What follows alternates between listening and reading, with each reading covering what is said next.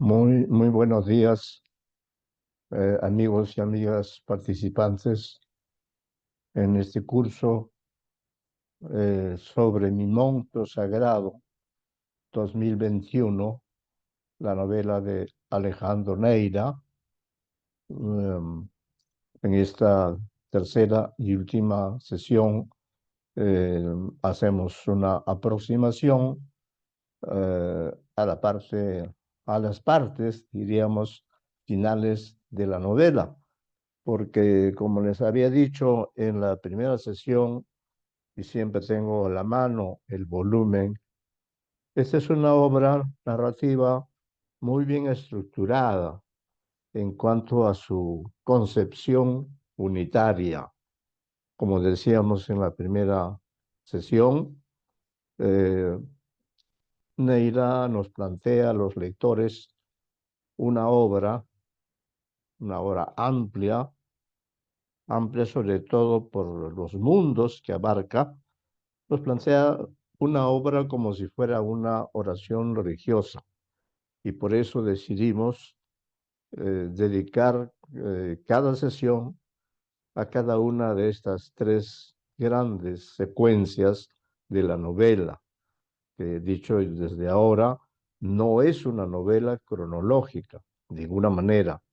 Es una novela que rompe con la cronología y la rompe en varias oportunidades, de modo que esto hace más interesante la lectura, porque uno tiene que desplazarse desde un mes, desde un espacio a otro espacio.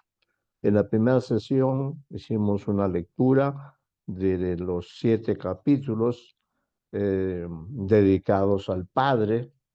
No olvidemos también que esta novela está dedicada por el narrador, que creo que podemos considerar como suerte de alter ego de Alejandro Neira.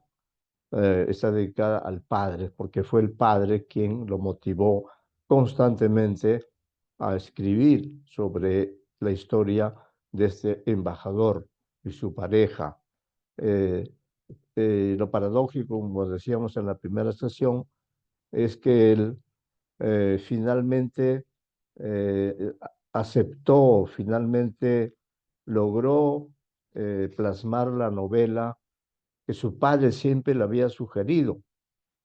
Pero lo curioso es que a su padre no le hubiera gustado saber que el narrador, su hijo, también compartía la misma característica de los personajes de la novela de Edgar Javich, es decir, que mantuviera una relación homosexual con un diplomático de la Cancillería. Eso ocurrió en la primera parte, que es padre. La segunda le hemos puesto también ampliamente. La segunda corresponde al hijo, podríamos decir, a partir del momento en que ese hijo, que es el narrador, construye la historia. Eh, Esa es la parte más policial, pero también más periodística, si se quiere, de la novela, porque en Mi Monstruo Sagrado se recrea la Lima de los años 50, y allí está presente el periodismo, está la diplomacia, eh, está la política, eh, la música de la época, el mambo, etcétera. Y bueno, en esta tercera sesión daremos un rápido recuento de la parte tercera, que se llama Espíritu Santo, pero también hay una especie de epílogo importante, una suerte de cuarta parte que se llama Amén. Así entonces los grandes capítulos o las grandes partes de esta novela son Padre, Hijo, Espíritu Santo y Amén. Bien, en esta parte tercera, el Espíritu Santo, eh, ocurre este procedimiento narrativo. Eh, en los 7 capítulos que también tiene esta tercera parte, eh, el narrador utiliza la técnica de la alternancia.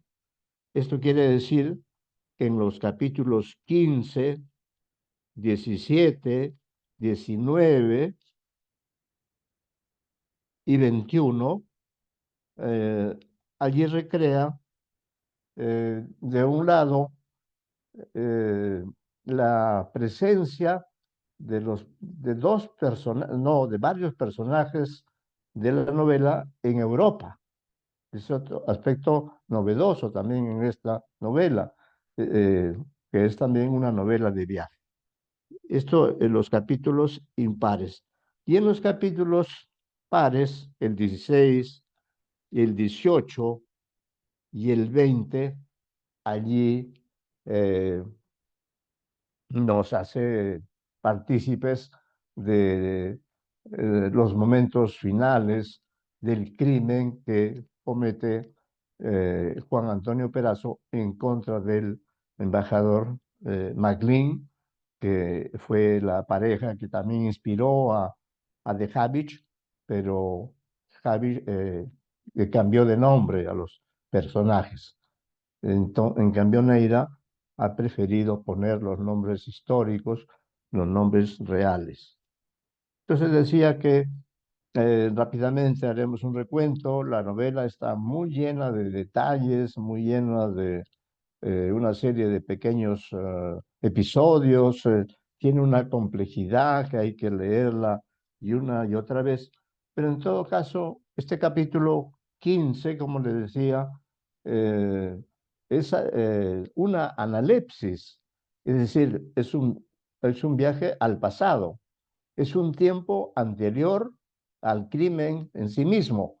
El crimen se comete en julio, el 15 de julio de 1951, pero los episodios que nos presenta el capítulo 15, el primero de Espíritu Santo, están ambientados, el capítulo se denomina, disculpen, la despedida, y está ambientado en el año anterior, en 1950, y esa ambientación ocurre en Lisboa, la capital de Portugal.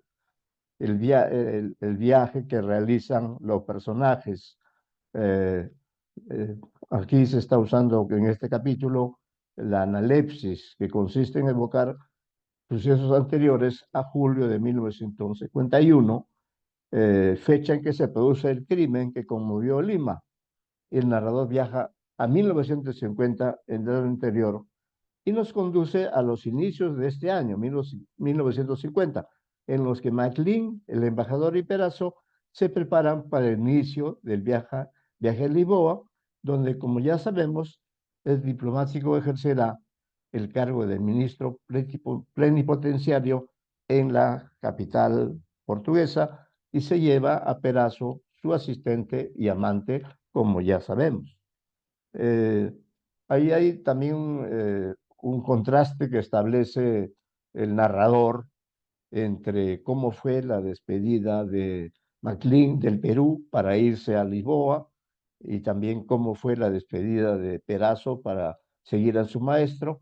Bueno, dice que la despedida, por eso el capítulo se llama La despedida de MacLean fue cubierta por todos los diarios de la época, la prensa, el comercio, la última hora, con fotografías, etcétera.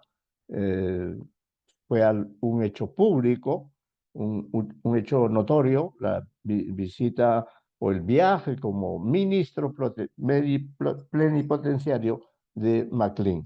En cambio, la despedida de Perazo, si bien no tuvo un registro fotográfico, dice el narrador, en cambio dio lugar a que los familiares, los amigos, los conocidos de Juan Perazo, que vivía en el RIMAC, que era un joven pobre, todos ellos organizaran jaranas, reuniones, fiestas para despedir a este joven que era Perazo, que hacía su primer viaje a Europa, que es un sueño que creo que a todos los latinoamericanos nos,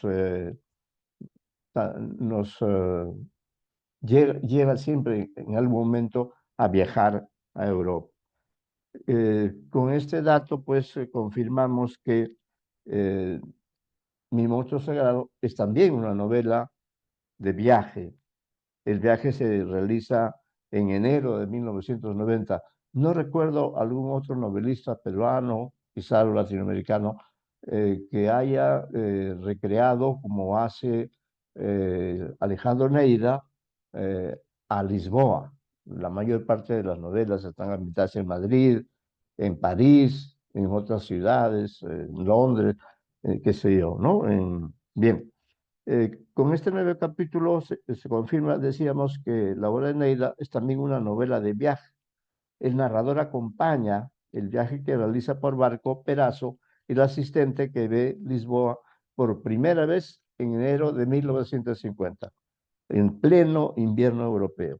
El joven viajero, que tenía una imagen positiva de la capital europea, se sintió defraudado porque Lisboa era casi tan provinciana como Lima, como lo era Lima, ¿no? Eso fue lo que vio en todo caso en esa primera mirada, llegaba desde el mar hasta la ciudad de Lisboa. Entonces, todos los sucesos de este capítulo, la despedida, pues, significan también la presencia de todos los personajes de la novela en la capital de Portugal, pero en este mismo capítulo hay un detalle interesante. Aparece un nuevo personaje en la novela, pero que es un conocido de los lectores de mi edad o mayores o quizá un poco menores que yo. Aparece nada menos que un personaje a quien se cita por su nombre y por su apodo. Estamos hablando de Luis Felipe Engel, más conocido por su seudónimo de Sofocleto. Sofocleto fue un periodista muy exitoso, supongo yo, desde los años 50 hasta los 90, quizás hasta fines del siglo XX.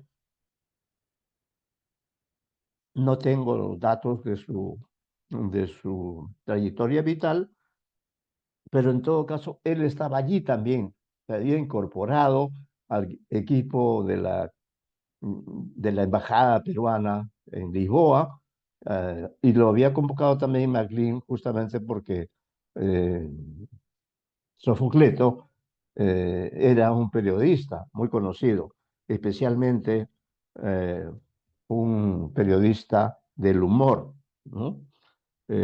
Eso es importante aquí también. Ahora, es importante también señalar que la presencia de Sofocleto alegró a Perazo. Entonces ya no estaba solo, ya podían ellos conocer Lisboa de día, de noche.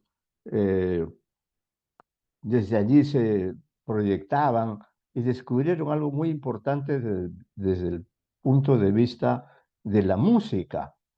Tanto Juan Antonio Perazo como Sofocleto, vamos a llamarlo así, ambos eran peruanos y ambos conocían el vals criollo, alegre, jaranero, mientras que en Portugal, en algunos lugares nocturnos a los que ellos asistían, el perfume barato, dice el narrador, escuchaban eh, una canción melancólica, triste, parecida al yarabí. Esa es la música del fado que caracteriza a Portugal. Es parte de la identidad musical eh, de Portugal, ¿no? El famoso fado. Y a propósito de ello, eh, en esa época en Portugal, también como en el Perú, se vivía en una dictadura, la dictadura de Oliveira. Y este gobierno había establecido una especie de logo o de lema eh, que decía que la vida en Portugal dependía de tres Fs, las letras Fs, el fado, el futebol en portugués y la Virgen de Fátima. Ahí estaban las tres Fs que caracterizaban a la ciudad de Lisboa, ¿no? MacLean llega mucho después que Juan Perazo, llega a Lisboa. Eh, no fue tan grata la experiencia que tuvo eh, el joven Perazo, salvo por la compañía grata, siempre jocosa, de Sofocleto, que participaba de estas actividades de diversión de estos dos peruanos. Esto es una breve síntesis de este capítulo eh, impar, el capítulo 15, que repito, es analéptico. Ocurre todo esto en el año, durante el año 50. Pero en el capítulo 16 también hay una alternancia, porque el capítulo 16 a su vez retoma los acontecimientos presentados en el capítulo 13 que hemos mencionado en la sesión anterior. Ese capítulo 13 se llama Presa Fácil. Pertenece a la segunda parte que está destinada o consagrada al Hijo, ¿no? Entonces allí se retoma y por eso este capítulo 16 se llama Camino de Cieneguilla. Eh, en este capítulo volvemos a 1951, ¿no? Y se evoca este capítulo, eh, bueno, están en viaje hacia Cieneguilla en julio de 1951, evocado en el capítulo 13, como hemos dicho, ya comentado, pero casi al comenzar y cuando el narrador omnisciente dice que ambos estaban callados, se produce otra analepsis más amplia que las que hemos apreciado.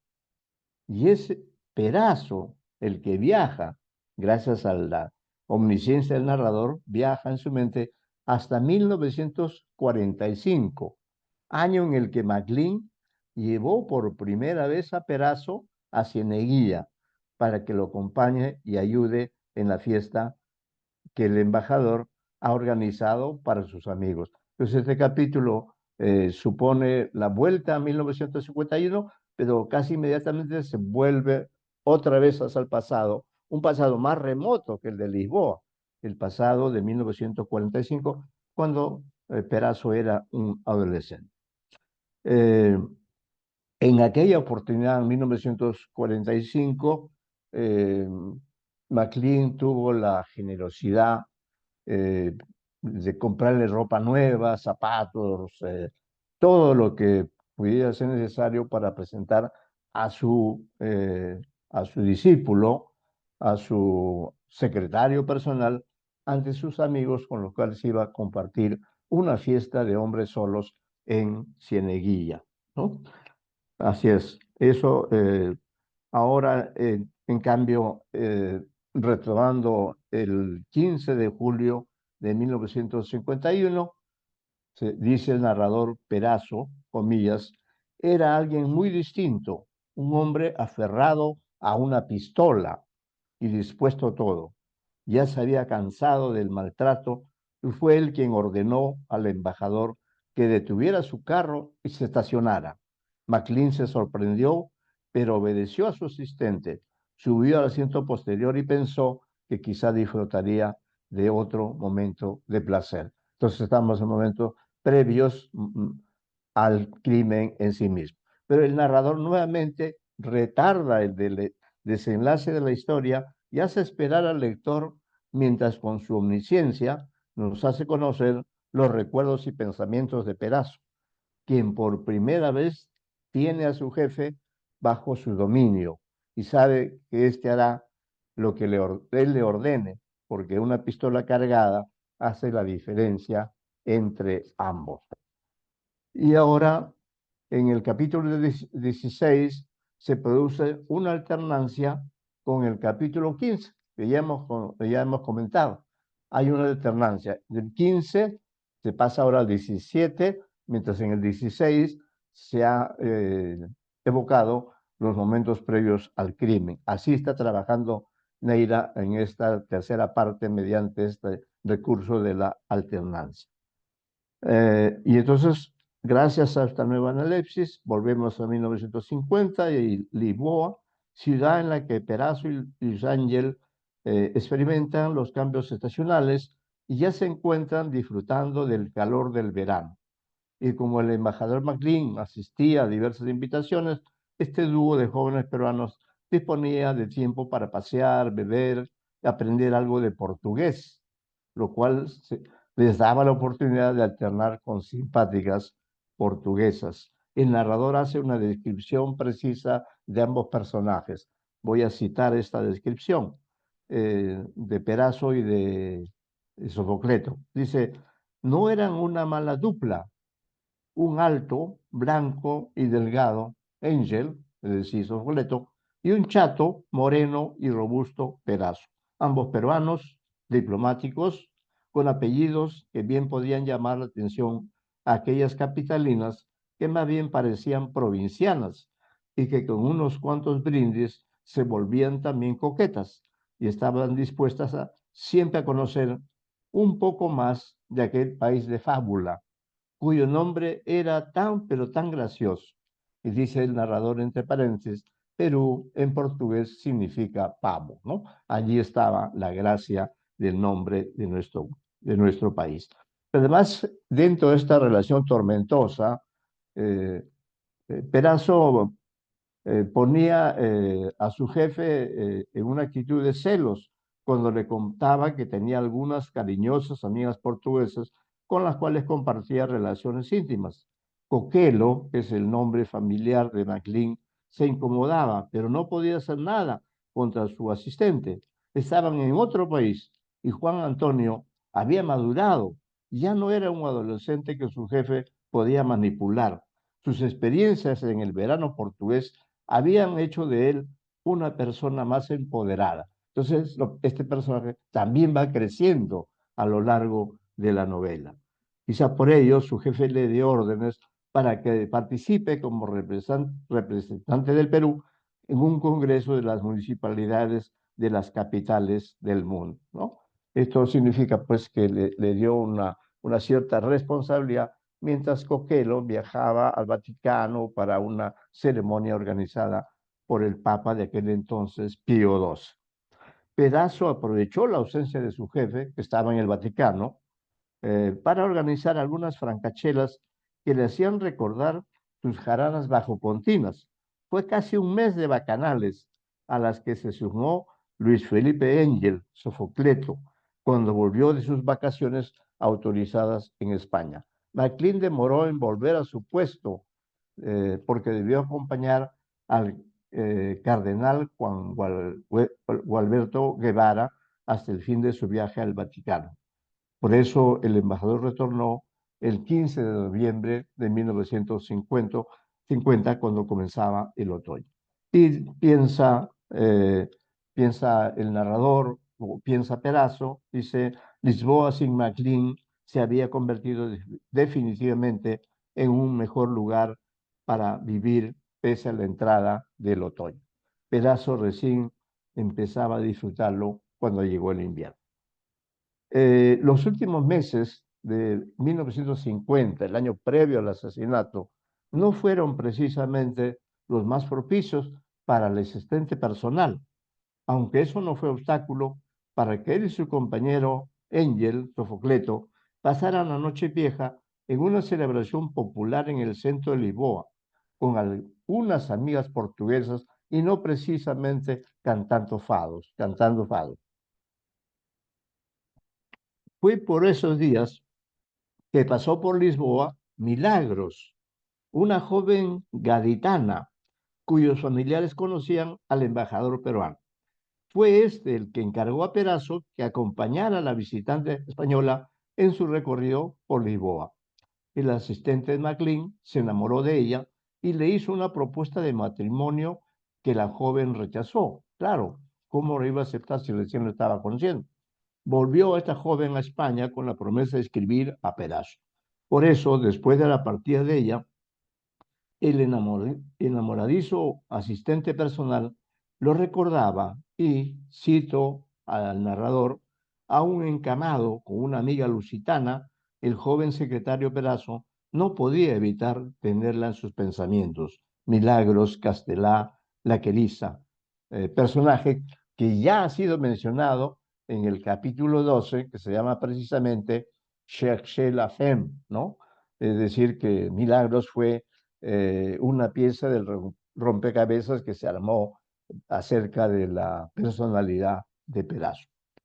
Eh, este romance con la joven gaditana provocó que las relaciones afectivas de los dos amantes homosexuales entraran en crisis.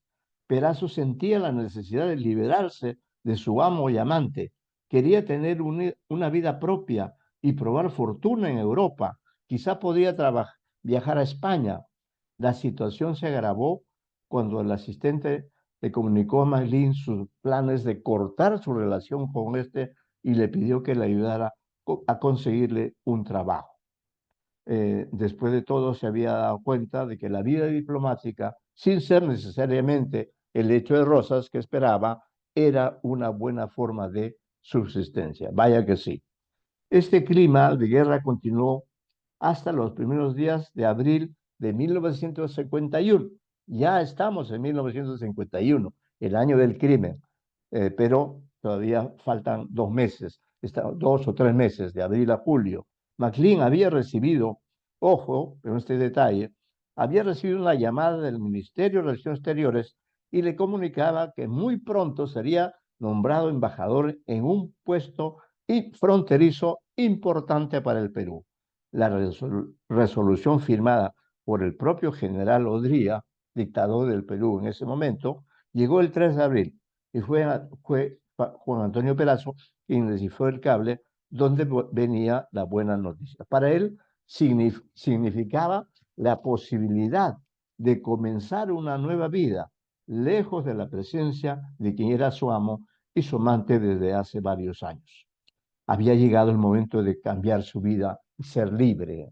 Y claro, es algo comprensible. Es un joven que ha estado atado a un embajador que lo domina, que es su monstruo sagrado, y ahora estando en Europa, él pensaba que podía tener una oportunidad de romper con esa relación.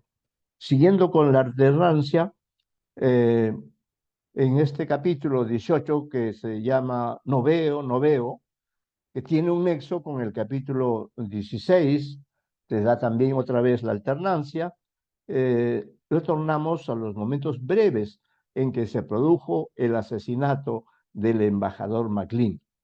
El narrador imagina cómo pudieron darse los hechos, pero en realidad solo queda claro, después de la reconstrucción de los mismos, es decir, los hechos, realizada por la policía, que hubo dos secuencias breves durante las cuales se produjo el desenlace.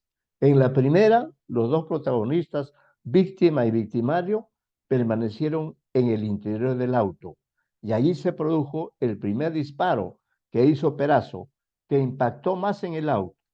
El segundo y tercer disparo fueron al cuerpo de McLean. Uno le impactó en el abdomen y el otro le atravesó el torso cerca de la cadera. El cuarto balazo acabó cerca de la manija de la ventanilla y probablemente fue disparado cuando el doctor McLean ya estaba bajando del auto tratando de huir. Entonces allí el narrador está pues recreando lo mejor posible estas escenas del crimen. El narrador indica que en efecto el embajador intentó salvarse, pero en vez de huir hacia la oscuridad, enrumó con dirección a las luces del auto, lo que le dio tiempo a Perazo a bajar también del auto y observar que su ex jefe aún estaba con vida y se esforzaba por huir hacia la carretera. El ex asistente no vaciló en coger una roca que estaba en el suelo y completó su cruel tarea dando 3 golpes en la cabeza de su víctima. En esos años, anota el narrador, la ciencia forense no estaba muy desarrollada y solo pudo establecer la secuencia de los golpes, pero no pudo precisar cuál de esos golpes provocó el deceso de la víctima. Durante la reconstrucción del crimen, El homicida señaló que las últimas palabras de su jefe fueron, no veo, no veo. Por eso ese capítulo se llama No veo, no veo. Es posible que haya perdido la visión como consecuencia de los disparos recibidos, ¿no? Pero agrega que no es posible saber si las dijo realmente y en qué momento. Tal vez Perazo creyó escuchar esas expresiones. Ya sabemos que en una novela policial pues se muestra también, como ocurre en la realidad, la reconstrucción del crimen, ¿no? Entonces, estos documentos seguramente también fueron consultados por Alejandro Neira, que es pues un narrador, investigador, detective, eh, que hurga en los documentos para encontrar todos los elementos de la historia. No es mucho más lo que puede saberse acerca de esos pocos minutos en los que dos hombres ligados por un nexo sentimental prohibido compartieron esos momentos en los cuales uno de ellos murió a causa de los disparos y golpes propinados por quien quiso terminar con esa relación tormentosa y tóxica. Desde el punto de vista de los hechos y de la temporalidad, 15 de julio de 1951, la historia de McLean y su ex asistente ha llegado a su término. Ya vimos cómo lo mató. Pero el narrador, acucioso y exhaustivo, aún nos obsequia tres breves capítulos más de esta segunda parte de mi monstruo sagrado, denominado Espíritu Santo. Este es el capítulo 19, que se llama Fin del sueño europeo, que tiene relación con el capítulo 17. En este capítulo, el narrador otra vez retorna al pasado europeo de los dos personajes protagonistas, no de una, sino de dos novelas, El monstruo sagrado 1964 de Edgardo de Habich, que es una novela que este año cumple 60 años de haber sido publicada, y yo creo que bien vale la pena, después de haber leído la novela Neira, vale la pena para establecer las comparaciones respectivas, ¿no? Eh, bueno, entonces esos son personajes ya de dos novelas, incluyendo la Eneida. Era abril de 1951, solo 3 meses antes del asesinato, y Perazo y, y Angel participaban de múltiples despedidas, porque el ex asistente retornaría al Perú, al igual que el embajador MacLean, mientras que Luis Felipe Angel, el Sofocleto, famoso Sofocleto, se quedaría como encargado de la embajada a la espera del diplomático que reemplazaría a Coquel, movidas del mundo diplomático. Los primeros en partir fueron el embajador y su esposa Enriqueta Vizquerra. Apenas un día después de la partida de la pareja, llegó a la embajada un nuevo mensaje de la jefatura de recursos de la Cancillería.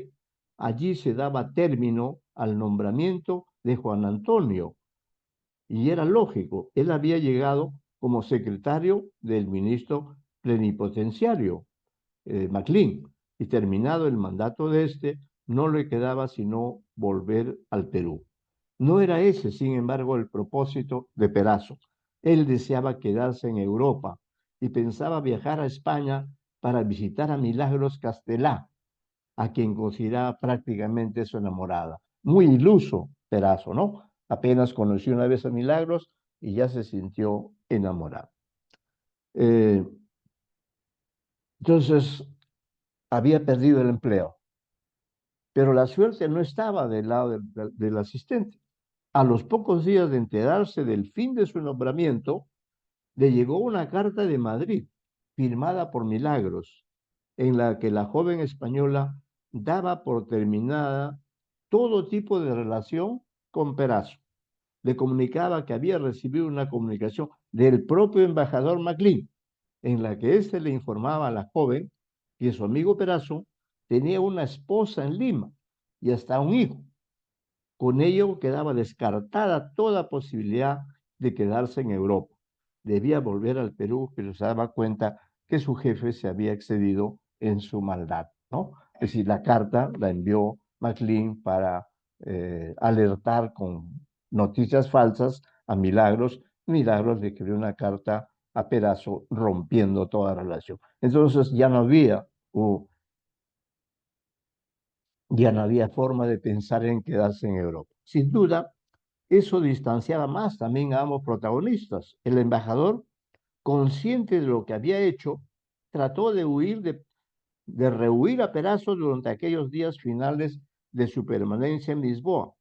Solo quedaba pendiente, y acá hay un episodio cómico, solo quedaba pendiente una ceremonia de inauguración de una calle con el nombre de República del Perú, en la capital portuguesa. Asistirían todas las autoridades más visibles del gobierno y MacLean, que ya había sido nombrado embajador del Perú en Ecuador, cerraría con broche de oro su presencia en aquel pequeño país europeo.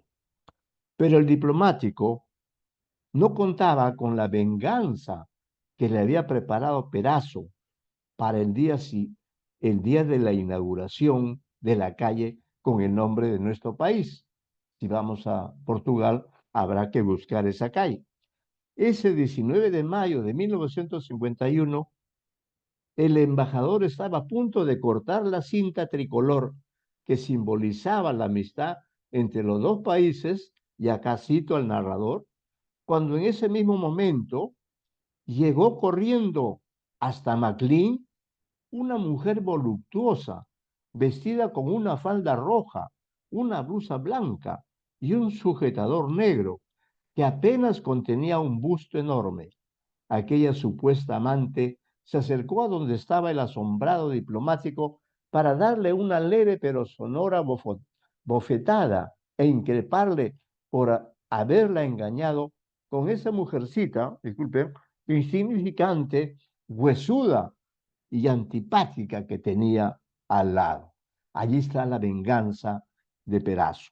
La presencia de la inesperada mujer voluptuosa causó sorpresa en los asistentes, sobre todo en el embajador y en su esposa, quien seguía siendo insultada por aquella fábula que había surgido súbitamente. Doña Enriqueta Vizquerra no toleró tanto insulto y se desmayó, lo cual provocó un mayor caos. De eso se aprovechó la intrusa y desapareció, mientras MacLean apenas pudo cortar la cinta y dar por inaugurada la rúa con el nombre del Perú. El narrador dice que solo Juan Antonio Perazo, sonriente, tuvo la amabilidad de acercarse donde estaba el empequeñecido ministro plenipotenciario, a quien le susurró al oído: hasta la vista y buen viaje, nos vemos en Lima. Cuando el embajador y su esposa se embarcaron rumbo al Perú, Luis Felipe Ángel Sofocleto asumió como encargado de negocios y cónsul ad interim de la embajada, en espera de la llegada del nuevo titular del cargo diplomático. Sofocleto utilizó los últimos días de la casa para organizar francachelas, mambo, maceradas, mujeres, las tres M's.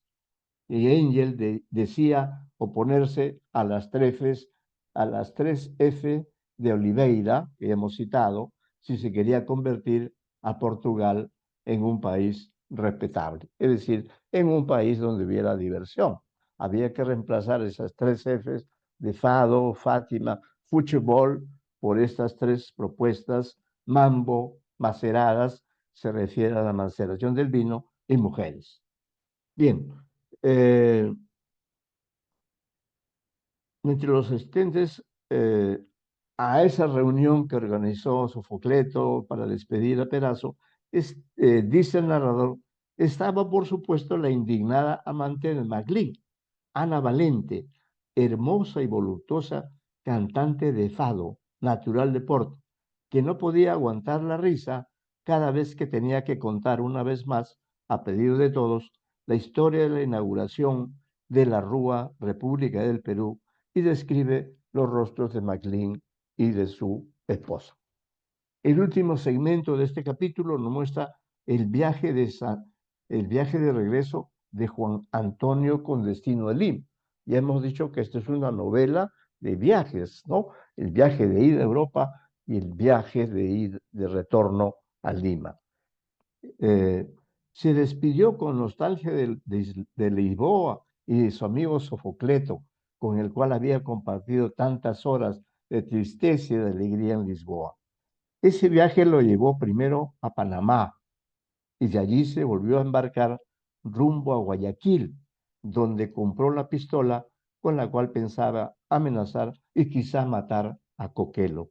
Estaba decidido a dar por terminada su relación homosexual con su profesor, quien lo había mantenido bajo su dominio casi desde el final de su adolescencia hasta aquel año en que cumpliría 26, casi la mitad de una vida.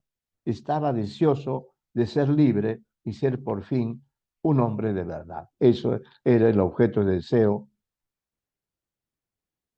esa era el propósito que se había trazado Juan Antonio Pedazo. Y luego tenemos el capítulo 20, que es la carrera de un gimnasta que que se relaciona con el capítulo 18, que está destinado precisamente a mostrar los momentos posteriores al crimen, la huida de Perazo. Ese capítulo 20, siguiendo el método de la alternancia, se conecta con el capítulo 18 y corresponde a los momentos en que Perazo, luego de constatar que Maclean estaba muerto, emprende la huida. Pero antes tenía que recuperar la pistola y los zapatos de charol, de los que ya hemos hablado en la segunda o primera reunión. No tardó en encontrar lo que buscaba en el asiento trasero del Pontiac. No podía demorarse más. Debía tratar de volver a Miraflores esa misma noche y alejarse de Cianeguilla. Como todo estaba oscuro, caminó casi a tientas. Después de 10 minutos de marcha, decidió que debía deshacerse de la pistola Mauser y de los zapatos de charol. Los dejó cerca de unos matorrales y quizá los encontró horas más tarde la policía. Y en base a eso urdió una historia que publicó el panfleto El Sol de Lima, del cual hemos hablado en la reunión anterior. El fugitivo, el autor del crimen, después de varias horas de caminata, logró llegar al distrito de La Victoria y ubicó la avenida Manco Cápac. En esa época, pues Lima no era tan grande como es ahora, pero sí ya era una gran ciudad. Quiso seguir caminando hasta Miraflores, pero estaba agotado. Se acercó al Paseo Colón y allí tomó una movilidad que lo llevó hasta su hotel El Euro. Ya en su habitación se calmó un poco, pensó que debía estar atento a las noticias y pese a descubrir que sus ropas estaban sucias, se tendió en la cama a dormir. En la reconstrucción del crimen, poco después, le dijo a Chacaltana, su abogado, ya hemos hablado de él también, le dijo a Chacaltana que se sentía un poco más tranquilo, que la tranquilidad de saber que Maclean estaba muerto lo aliviaba. Después de todo, su ex jefe era la única persona a quien temía, a quien temía.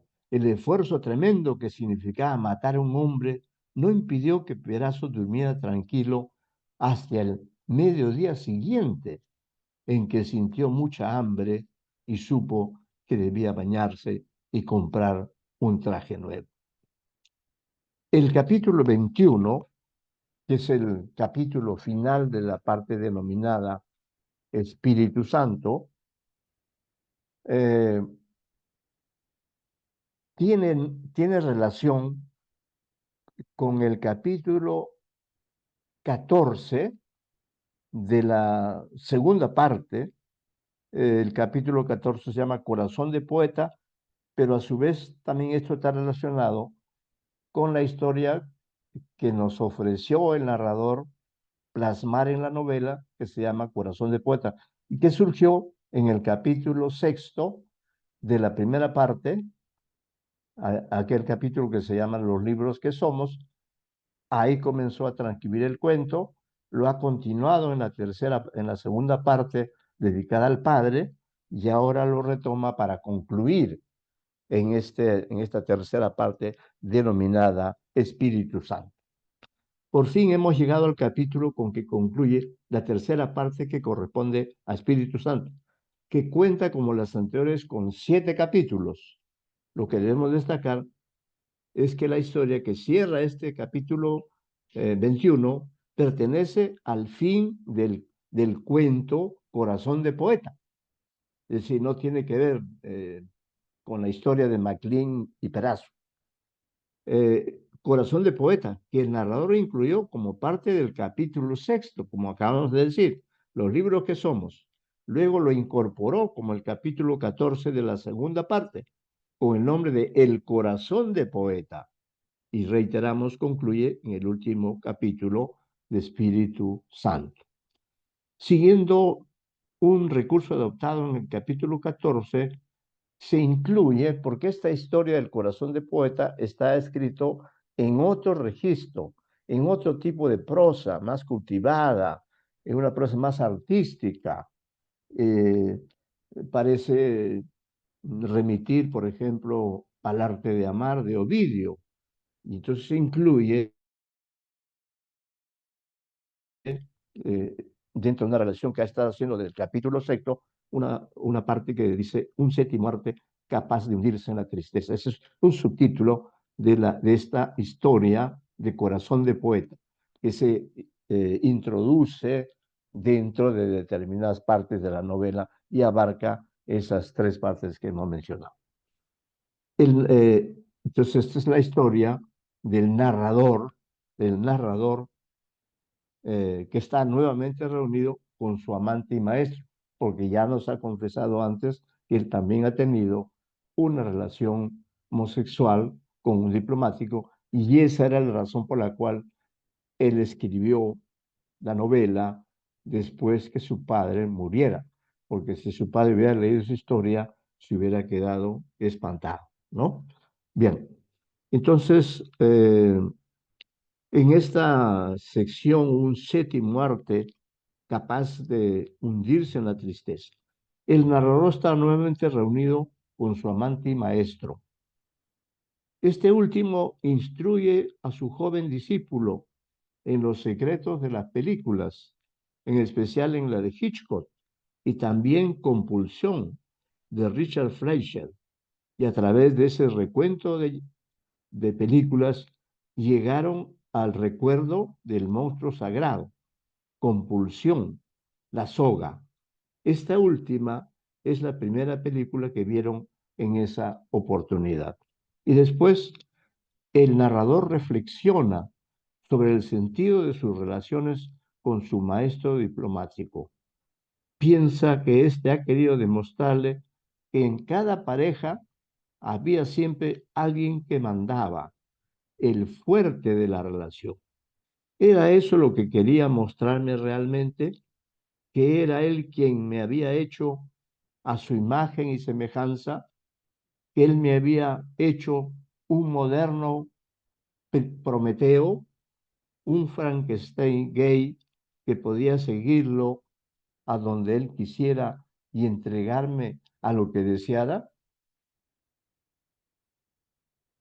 Y el monstruo sagrado, el libro era solo un pretexto para mostrarme mi debilidad, para demostrarme que lo mío era sencillamente temor, que no éramos la primera pareja de diplomático homosexual y joven practicante o secretario o lo que fuera.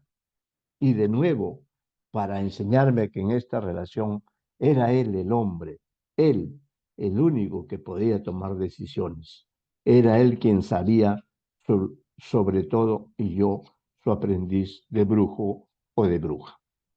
Después de ciertos forcejeos y de ver la película, el diplomático le diría al joven que la relación había terminado, mientras que en la relación de Maclean y Perazzo, el que quiere terminar es, o el que pretende terminar es Perazzo y no el diplomático. Aquí, en cambio, quien termina la relación es en el cuento del corazón de poeta, el que termina la relación es el diplomático. no el joven aprendiz o el joven efebo, como también le dice.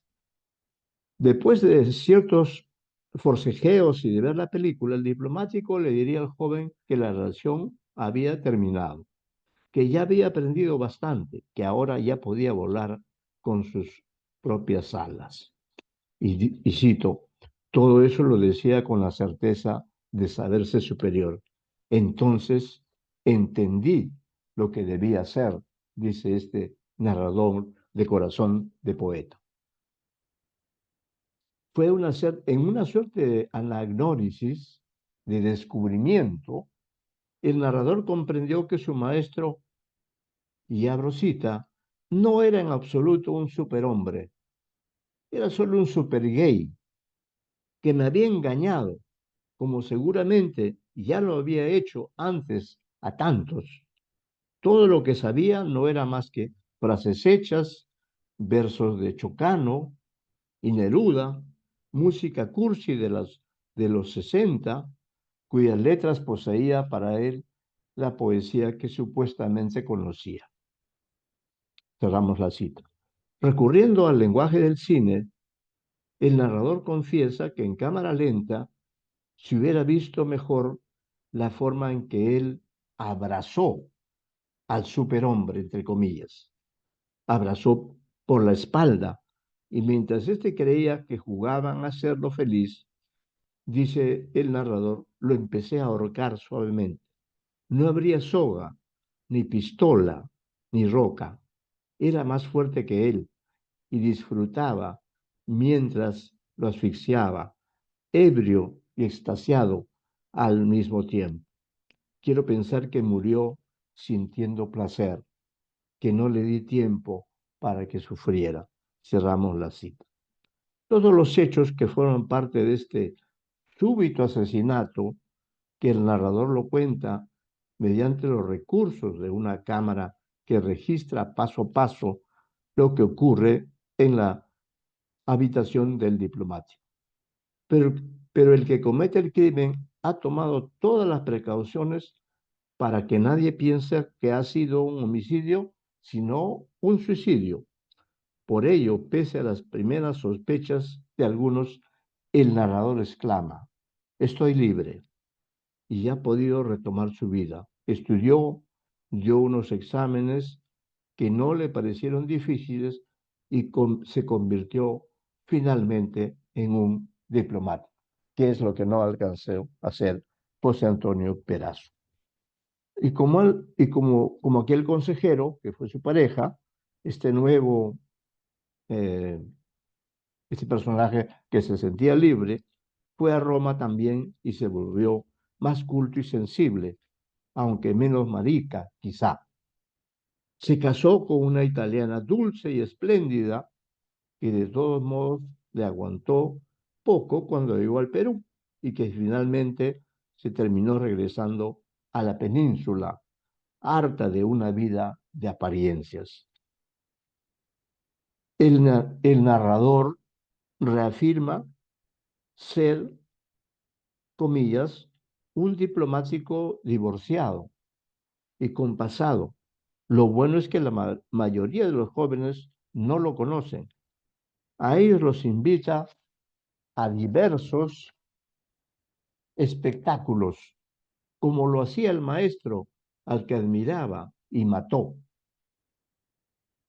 Y cito al narrador, y escribo la misma estúpida historia de llevar una doble vida y de decir frases hechas, de un lirismo insoportable, a los chicos que me gustan. Repito la historia de siempre. Después de todo, es lo único que aprendí. Sé que también tengo la pasión por las bellas artes y por añadidura el corazón de poeta. Este final nos sorprende, nos produce la impresión de ser un desenlace literario, ficticio, que ha ocurrido en la imaginación de este narrador, que de ese modo hace que su historia se parezca a la del monstruo sagrado de Edgardo de Havish, con la diferencia que en este caso el crimen que él ha cometido queda impune. Él no sufre prisión como Perazo. Doctor, está en sala de Zoom Alejandro Neira, que quiere dar unas palabras porque está siguiendo la transmisión de los cursos Caramba, por presenciales, está favor, ingresando. por favor. Ahí está Alejandro, así que ya Vale. está conectado en sala de Zoom, puede darle la palabra, ahí está. Alejandro, qué Digo alegría, que active su micrófono. qué alegría, Alejandro. Ah, imagínense, profesor, con todo gusto. ¿Qué están comentando ahora? Qué miedo. Me alegra, me alegra, me alegra que me estés siguiendo, mi querido Alejo, y compartiendo pues estas palabras sobre tu gran novela. He dicho que es la más ambiciosa hasta el momento, pero estoy seguro que muy pronto tú vas a eh, escribir otras novelas. No sé si tienes algún comentario, algo que quieras compartir Con con toda la quienes, gente. todos los que te están siguiendo, porque este curso ha sido un éxito Ah, en San Marcos, ¿no? Estamos transmitiéndolo con la oficina del CERCEU de San Marcos y ha sido pues todo un éxito, ha tenido una audiencia bastante amplia, ah, lo qué cual bueno. revela que eres un escritor reconocido.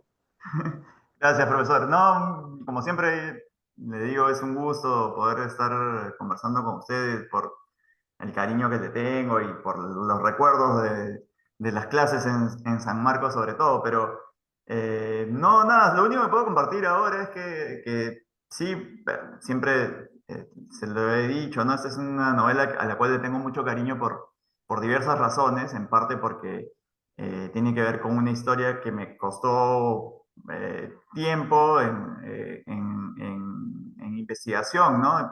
Encontrar archivos sobre las distintas partes de la historia, sobre todo por la historia principal, ¿no? El asesinato eh, del embajador McLean, que Mm, tiene que ver con toda la historia diplomática también de esos años, con la historia de Perazo, ¿no? Del asesino, y que además, en el caso particular, tiene un componente real que de alguna manera se ve en la novela, que es la historia que conocía mi papá, ¿no? Que mi papá claro, claro. eh, Él, qué coincidencia que conocía a los dos personajes. conocía a los dos personajes porque Perazo era asistente de cátedra de McLean en el Colegio Sí, Alfonso Ugarte, donde mi papá estudió cuando él vino muy chico de Camaná, de donde es él. Entonces llegó a Alfonso Ugarte para estudiar en secundaria y ahí estaba profesor McLean, era profesor de historia, que era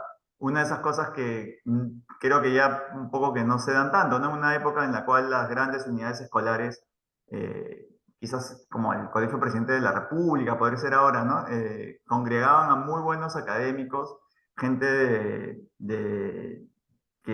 digamos, que prestigiaba a la educación. O sea, mejor dicho, enseñar en una gran unidad escolar era tema de prestigio mérito. también, ¿no? Y creo que eso era interesante por digamos, también por el conflicto, el nivel socioeconómico del cual vienen ambos personajes y que tiene que ver un poco, creo que también con la historia que se va mezclando, ¿no? Que es una historia de los años 50 en el Perú. Mm. Y bueno, ya la otra parte que tiene que ver con la historia diplomática, ¿no? Y yo no puedo estar mucho rato, pero sí le comento que como me dice que siempre hay uno que está pensando pues en historias más retadoras, ¿no? Hace algún tiempo que estoy escribiendo una historia que tiene que ver, que creo también es bastante ambiciosa, con Julio Cetello, que es un hombre que curiosamente no aparece, creo, en ninguna ficción peruana. Tendría que revisar eso, no me suena que haya aparecido, que no tienen tantas biografías, tiene algunas pocas académicas, pero tampoco es un personaje que es fascinante en su relación también con el mundo, es decir, él vino a estudiar aquí a los Estados Unidos, a Harvard, y de ahí fue al Perú a brindar parte de lo que aprendió, es el padre de la arqueología peruana, ¿no? Evidentemente, pero que además estaba en contacto con gente que hacía investigaciones en el Perú y Ujú, curiosamente con una que es la que he estudiado con un magnate sueco que se llama Axel Wennergren, que hizo una investigación en el Perú, Este era el dueño de la fábrica Electrolux, muy famosa hasta ahora. En ese tiempo era un gran millonario. Invierte en algunas investigaciones antropológicas y arqueológicas a cargo de un cineasta de origen húngaro, Paul Fejos, que es un personaje también él mismo, y tiene que ver con una historia que a mí particularmente, como sabe, me fascina y me llama siempre la atención, que es la existencia de espías en el Perú en los años 40, en ese contexto de guerra, de la Segunda Guerra Mundial. En medio de la Segunda Guerra Mundial es bien interesante porque si bien es cierto el escenario de conflicto está sobre todo en Europa, un poco en el norte de África, un poquito en Asia, digamos que las redes de espías y de inteligencia se dan en todo el mundo. Y había una lucha también en Sudamérica, quizás sobre todo en Chile y Argentina, pero también en el Perú para investigar qué estaba pasando. Y quienes eran espías, muchas veces eran, como se ha sucedido por muchos años, era gente vinculada a la cultura, ¿no? Los agregados culturales, entre comillas, en este caso arqueólogos, incluyendo uno que es muy famoso y que fue amigo de Tello, que era Samuel Lothrop, que fue a trabajar en la Embajada de Estados Unidos en el Perú, también a inicios de los 40, y que tiene que ver con esta relación, porque este magnate sueco junto con el cineasta húngaro, que son los que desarrollan la investigación, luego contratan a Tello para que haga una mejor investigación, pero de alguna manera es parte de la historia que estoy, bueno, por un lado investigando y por otro lado ficcionando. Son casi expulsados del Perú por habérsele considerado Viaje. en la lista de los espías nazis en ese momento. Entonces, bueno, Ya, esa es la historia, si no les cuento acá, porque sí. a mí me gusta como que estar en estas historias que se cruzan, que es un poco como Mi Monstruo Sagrado, también una historia en la cual se cruzan varias historias Varias historias. pasado y del presente, y que, bueno, Sí, que tiene que ver además con un interés particular que tengo pues por la figura de Tello y de alguna claro. manera también bueno, por la cultura, ¿no? Y los hallazgos arqueológicos en nuestro país. Así que nada, eso como parte de la primicia y si Dios quiere, en realidad este año en la Feria del Libro debería salir una CIA Perú, que es novela de espías, pero juntas, todas las Ajá. tres Ah, ya, ya. Las más tres, un añadido cuatro. son tres y vendría como añadido de 1992. O sea, serían en realidad Mm, cuatro, que serían los cuatro grandes capítulos de esta novela, que va a ser una única novela, qué que espero bueno. pueda ser presentada en la Feria del Libro, si Dios quiere, y que sería mi proyecto para este año, ¿no? Porque el otro que les he contado es como que el proyecto de investigación para el próximo año. Bueno, veremos cuándo, pero ahí voy avanzando. Así que eso, para el profesor, para mí como siempre es un gusto. Muchas gracias, Eliana, por permitirme también entrar, aunque sea un ratito, saludarlos.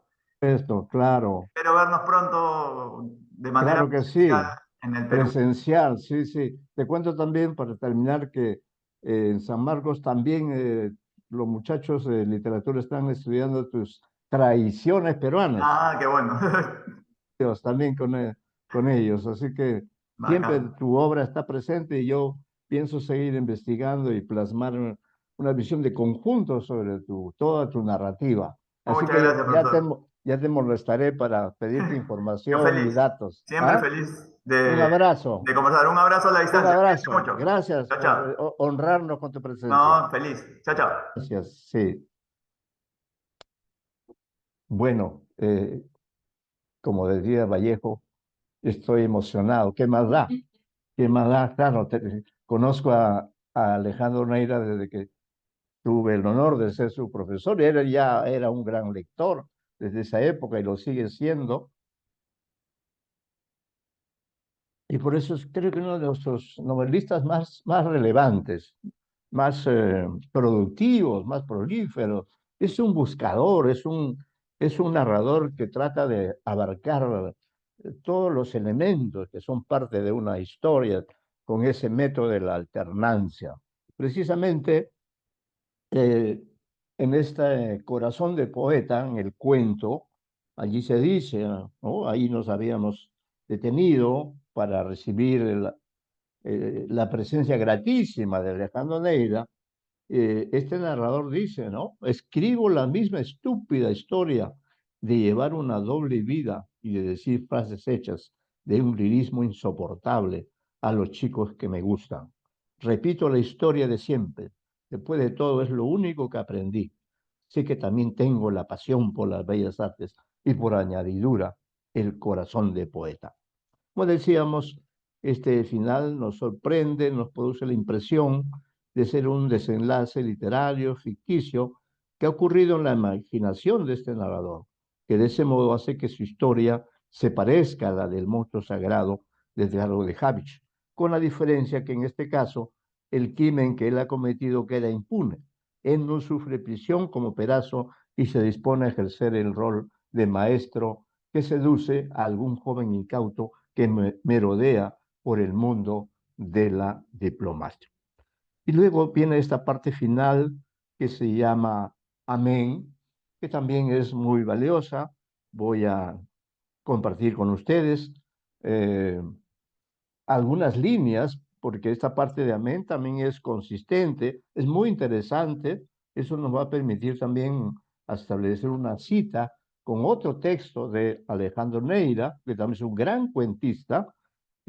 Esta última parte, digo, del libro Mi monstruo sagrado, está dedicada a recordar a su padre, quien, quien fue el que le hizo conocer la historia del homicidio cometido por Juan Perazo y lo animó a escribir una novela, porque él, su padre, había conocido a los dos protagonistas de aquel crimen que conmocionó a la ciudad de Lima en 1951. Además, en estas páginas se consigna también un seguimiento de Perazo desde el momento en que salió antes de cumplir los 20 años por buena conducta, por buena conducta. Así ocurre. Ya en libertad, el ex asistente personal y asesino de McLean se enteró de que había un escritor interesado en contar su caso. Poco después supo por los diarios que se había publicado una novela sobre su historia. ¿Por qué ese escritor no lo buscó? A Perazo le hubiera gustado hablar con él. Sabemos también que él compró todos los libros de la séptima colección de populibros, donde se incluía la novela de Edgardo de Habich, El monstruo sagrado, que hemos recomendado leer y releer.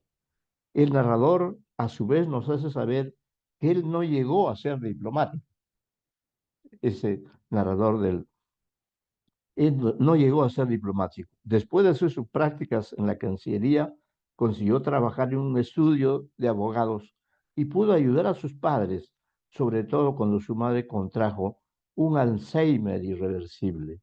Poco después, su padre quedó viudo y también comenzó a sufrir el mismo mal que su difunta esposa. El narrador siguió haciendo su vida de abogado tributarista. Y aquí dice una frase muy simpática, dice, un hombre que calculaba, sobre todo para ganarle algunos soles al fisco en beneficio de mis clientes. Claramente me fue siempre mejor con los libros contables que con los de ficción. Aunque esto no es cierto, sus libros de ficción son tan valiosos. Pero también comenzó a escribir cuentos y publicó sus primeros libros, los que llevaba para que su padre los leyera, pero este en sus momentos de lucidez insistía en que escribiera aquella historia del embajador maricón, y por eso lo hizo, ¿no? Por eso persistió, pero eso ocurrió después que su padre ya había muerto. Y agrega, cuando mi padre murió, fue para mí como una obligación moral y por eso escribo ahora estas líneas, buscando algo de redención, la misma que buscó Perazo, o incluso el mismo de Habich, a quien conocí de manera fortuita y tragicómica en los en los pasillos del Palacio de la Cancillería.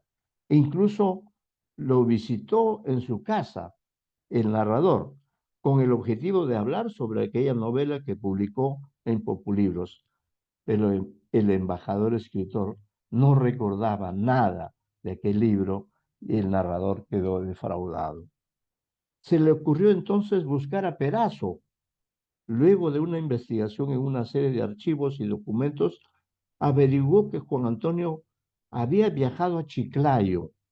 En esa ciudad consiguió un puesto como profesor en un colegio fiscal.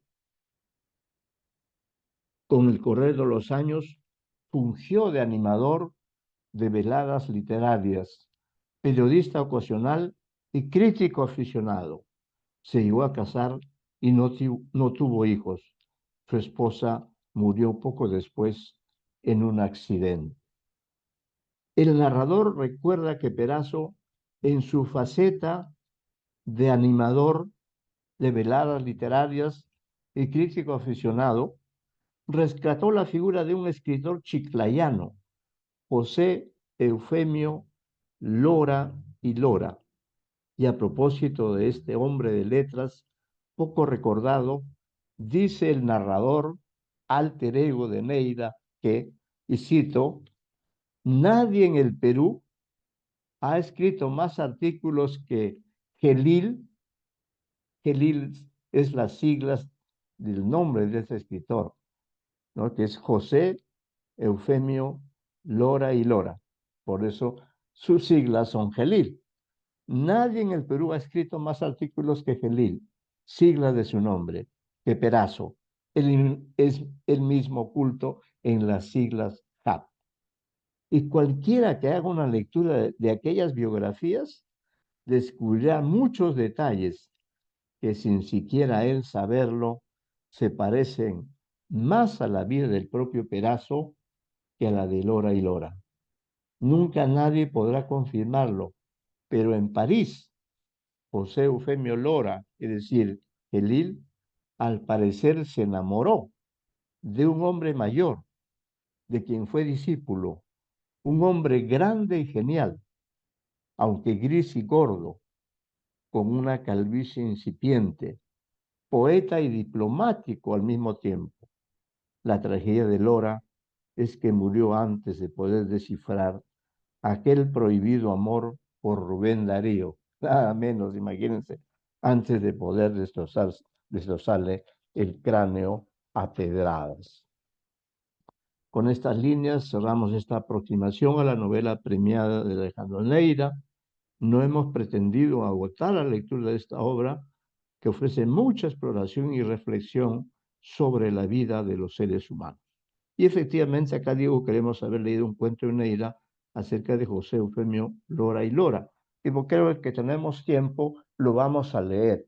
Este libro de Alejandro Neira, que también es un magnífico cuentista, aparece publicado en la mejor antología que hay sobre el cuento del Perú de mi gran amigo y hermano Ricardo González Vigil, el mejor crítico literario del Perú. En esta antología, en el segundo tomo, en esta antología que cubre cuentos escritos entre el 2001 y 2010, allí, y voy a leer porque es breve, para que los lectores puedan conocer y seguir la pista de este relato. Voy a leer también eh, el comentario que hace Ricardo González Vigil. Bueno, eh, Ricardo González Vigil publica este cuento de Alejandro Neira. Dice Ricardo González Vigil, refiriéndose a Alejandro Neira: la herencia satírica y festiva, tan frondosa en las letras desde los siglos coloniales, y que no es solo criolla, si se repara en la irreverencia irónica de Guamampoma, de Espinosa Medrano, el Lunarejo y Gamaliel Churata. Esta herencia satírica y festiva ha encontrado un exponente destacado en Alejandro Neira, Lima 1974.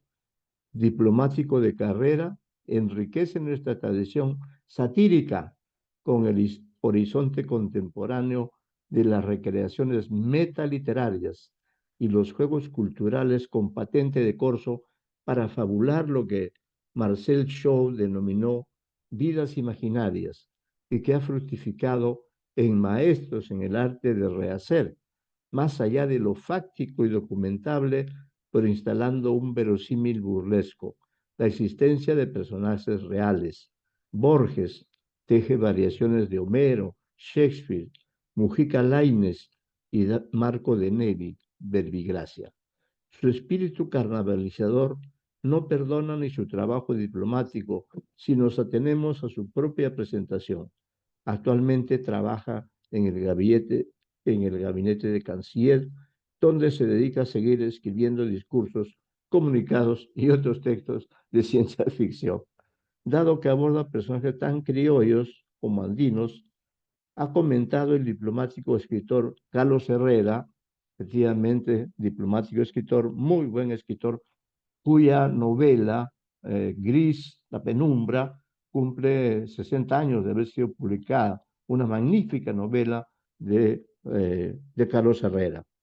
Alejandro Neira, dice Carlos Herrera, su colega en la diplomacia, Alejandro Neira tercia en el debate entre criollos y andinos, apostando por otra categoría, la del peruano universal.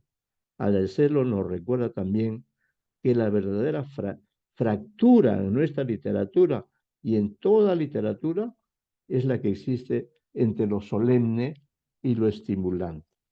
Aquí seleccionamos su texto sobre el poeta Lora y Lora, por ser el que posee más la cerrazón de un cuento.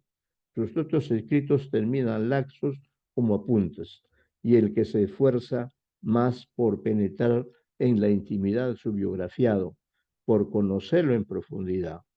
Ganó el concurso de novela breve 2012 de la Cámara Peruana del Libro y el Copé de Plata de la Bienal de Cuento 2012, ¿no? Y hace pues una mención de los libros que ha publicado Neira hasta 2010, pero del 2010 en adelante Neira ha publicado varios cuentos más. No sé si se podrá leer este texto o ya no. Un fragmento, vamos a leer un fragmento, ¿no? Un fragmento vamos a leer. Sí. Este cuento está ambientado en París, así que, no. Sí, voy a leer el primer fragmento, ¿ya? El primer fragmento dice, es un cuento de Alejandro Neira, ya dije dónde está publicado en esta antología de Ricardo González Vigil, y el cuento se llama La pérdida de los papeles de José Eufemio Lora y Lora, Gelil, ¿no? Sus siglas. Dice, miren el tipo de narrador que emplea acá. Tendrían que sentirlo. El 14 de diciembre de 1907 es el sábado más frío y oscuro del nuevo siglo en París. La nieve llega a las rodillas de los pocos transeúntes que se han aventurado a salir. Las estaciones de metro aún permanecen cerradas al mediodía. En las afueras, que no están muy lejos del centro, se puede oír el aullido de algunos lobos que merodean por los linderos de la ciudad, hurgando entre los desperdicios, buscando comida. Si no conocen París, es mejor que me sigan, bien abrigados, eso sí. Bueno, en realidad es mejor que me sigan. En cualquier caso, pues estamos en 1907 y solo yo puedo guiarlos en esta historia. En todo caso, la ciudad no ha cambiado mucho en el último siglo. Ya existen las gárgolas de Notre Dame, el Louvre, las Tullerías, el Petit y el Gran Palais, la Tour Eiffel. Ya los escenarios parisinos están allí. La mayoría de los que harán de la ciudad la capital de la cultura y las artes ya han nacido, pero no todos viven aquí. No estamos haciendo un recorrido turístico, así que si quieren conocer la ciudad, tendrán que volver por su cuenta. Les recomiendo que lo hagan entre junio y septiembre si quieren dejar de tiritar. Ese gran parque al que nos dirigimos se llama Los Inválidos. Estamos casi en el centro de la ciudad. Debemos caminar un poco más para llegar al número 2 de la calle Sully. Entramos, subimos. Son solo 2 pisos, pero cuidado, pues la madera de los escalones está podrida y un mal paso puede costar una caída. Es cierto que la humedad impide respirar bien, pero descuiden, será solo un instante. Quiero que lo vean para que entiendan bien su historia. No necesitamos entrar siquiera. Desde el umbral se puede ver toda la habitación. Es aquel que está temblando de frío, sentado en el piso de loseta, cubierto con una frazada en medio de todo ese desorden de libros y papeles desperdigados.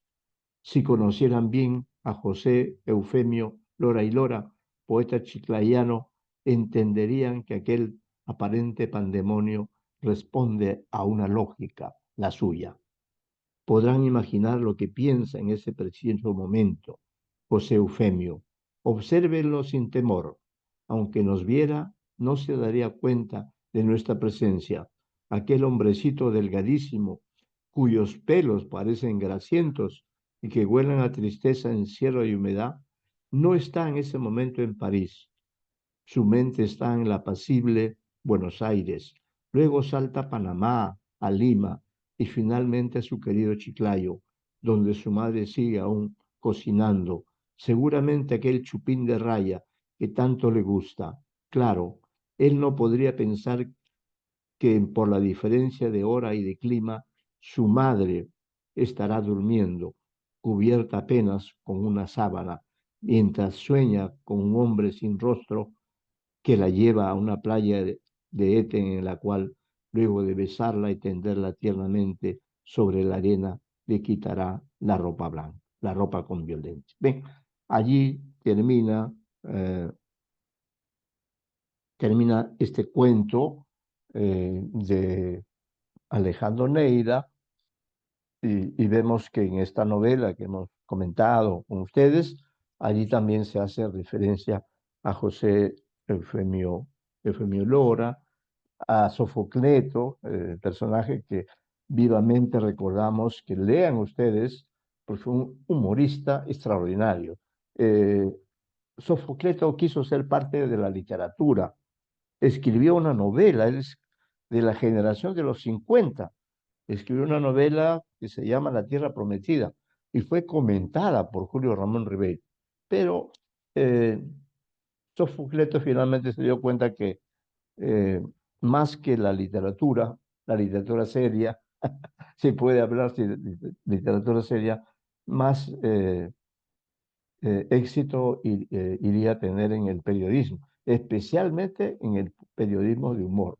Trabajó seguramente en todos los diarios, eh, fue multifacético y realmente es un maestro que merece ser estudiado, sobre todo por los comunicadores sociales, pero también por los literatos, porque es muy, muy valioso en su prosa humorística. Muy bien.